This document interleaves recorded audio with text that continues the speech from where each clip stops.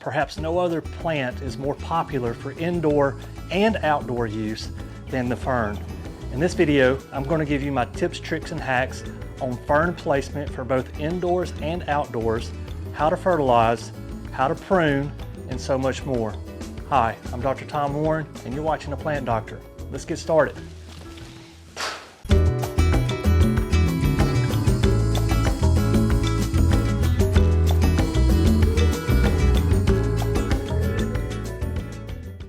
This video will deal specifically with what we would consider an annual fern. So Boston ferns, Kimberly queen ferns, macho ferns.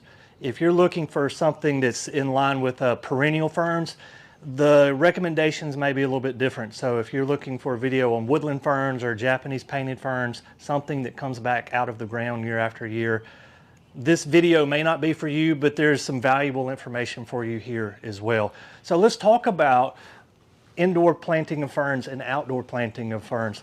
So if you have a fern that you want to put indoors, put that in indirect light. I wouldn't put it in a south-facing window that gets direct light. You're probably going to get some burned fern fronds on that. Find a window that is going to be east-facing or north-facing that gets some indirect sunlight. So have it in that window that faces east or north. Have the blinds up or the curtains pulled back so that that indirect light is getting on your fern.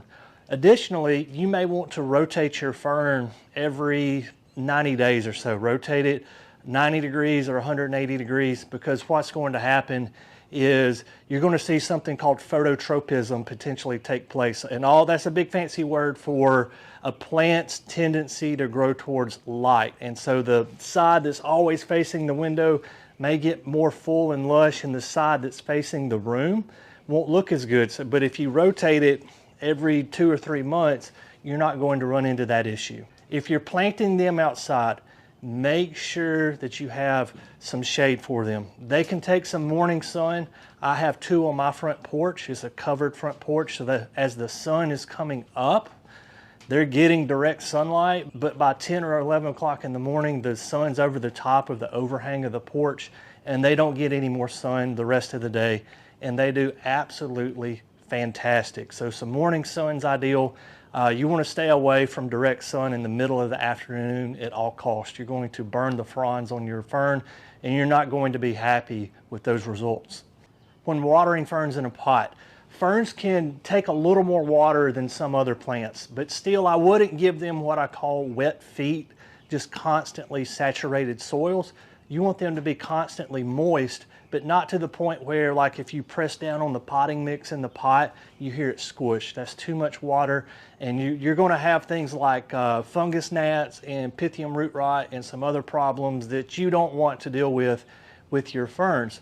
So my recommendation is this: when you water very thoroughly. Water until you see water draining out of the bottom of the pot. You have water coming out of the weep holes, and then use the fingertip check. So every 2 or 3 days, take your index finger into the middle digit. Put your finger down into the soil, and if you feel moisture around your fingernail area, you're okay. If it feels dried out, go ahead and water again, and water to the point that you see water coming out of the weep holes of the bottom of the pot. For me personally, I have to water ferns about once every 2 or 3 days on the front porch. If they're inside, if you have an indoor fern, you can probably get away with watering those every 7 to 10 days. And the reason being is temperature difference. So even though they're in the shade outside, I live in zone 8A. It gets very warm here in the summer. We have a lot of days in the 90s with 100% humidity. And so the water is going to get used up a whole lot more faster outside as compared to inside. So just general rule of thumb, 2 or 3 days on your outside ferns, 7 to 10 days on your indoor ferns. But here again, use the fingertip check to confirm how often you need to water. In terms of fertilizing ferns, I fertilize these ferns about once every 10 days in this greenhouse. And if you're growing ferns outside, I would probably do the same if you want it to be really big and dark green and lush. If you're growing them indoors, probably once a month would be more appropriate. And I use a product from Fox Farm. And what we do with this, we put 4 capfuls of Fox Farm fertilizer into 1 gallon of water, and then we pour the fertilizer into each pot. And you can see here, I think the results kind of speak for themselves. These ferns are just fantastic. And so we're doing this about every 7 to 10 days in here. And the new fronds that are coming up, they're light in color, but as they mature, they get really dark. Just a beautiful, lush, emerald green color on these ferns.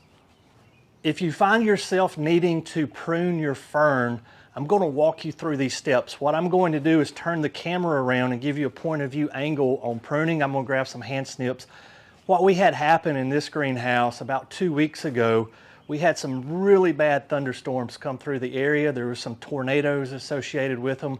The structures here themselves were completely fine, but the breaker on this greenhouse tripped. I don't know if it got struck by lightning or what. And the next day I came out just to check on the greenhouse, and I would imagine for 12 or 18 hours, this greenhouse had no power, and the sun was up, it was daytime, it was so hot in here. And we had a lot of ferns get burned really, really bad. And I had to come in and renewal prune some of them. But it's only been 2 weeks and they're already flushed back out really good. I just want to show you how I pruned them to get them to come back so quickly. Okay, so here's one that's still very much in recovery mode. You can see the new fronds starting to pop up here. They're starting to unravel. There's 3 here, there's 3 here. So this area will be filled back in, I would say within the next 2 weeks. But if you start to see brown fronds like this one right here, you can just go in with hand snips and take these out. And it doesn't take but maybe less than a minute to go around and get some of these. And even one that's starting to turn brown, I hope that shows up on camera. You can see down towards the base how it's brown. You can go ahead and remove those too. And as long as you are on that fertilizer regimen that we talked about earlier, they're going to pop back in a matter of weeks. If I wanted to propagate any of these ferns behind me, whether it be these Kimberly Queens or these Machos or the Bostons that are even further back, the best timing to do that is in fall. And what you would do is pull them out of their pot. I'm not going to physically show you because these are actually going to the local city here. They've already bought them, and so I don't need to cut them up. But take it out of a pot and take a machete or a really sharp shovel and just cut it exactly in half. And then once you've done that, you can even cut the fronds back to maybe 6 or 8 inches tall, and then just keep it stored in a place that's going to stay warm all winter. If you have it indoors, you can keep them indoors. If you have them outdoors and you have a garage, you can always roll them in the garage, and then on warm days, put them outside. That's a little bit of legwork, but that's probably the best way to do it for a homeowner. And if you fertilize them going into the spring, so you get them on that fertilizer regimen going into March and then April and May, you're going to have 2 new ferns from that one that you had started with the previous fall. So we propagate ferns by divisions. That's the easiest way to do it.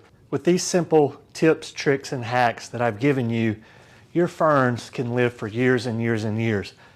If you have a tip, trick, or hack that you do for your ferns that we did not go over in this video, please leave those down in the description below. We're a community of learners here on the channel, and I would love to learn something from you, the viewer. Guys, as always, thank you for watching The Plant Doctor, and until next time, happy gardening.